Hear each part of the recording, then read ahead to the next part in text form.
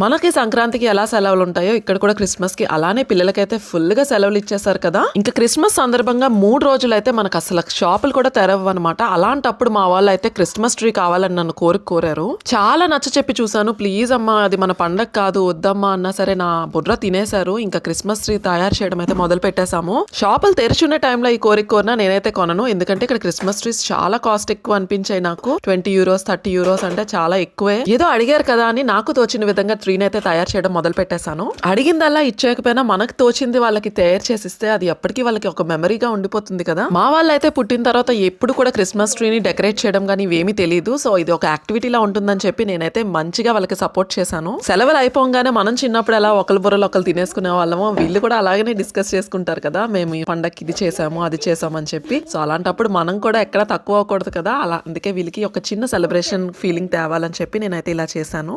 మా handmade Christmas tree మిమ్మల్ని ఏమాత్రం ఇంప్రెస్ చేసినా వీడియోని లైక్ చేయడం, షేర్ చేయడం, సబ్స్క్రైబ్ చేయడం అస్సలు మర్చిపోకండి.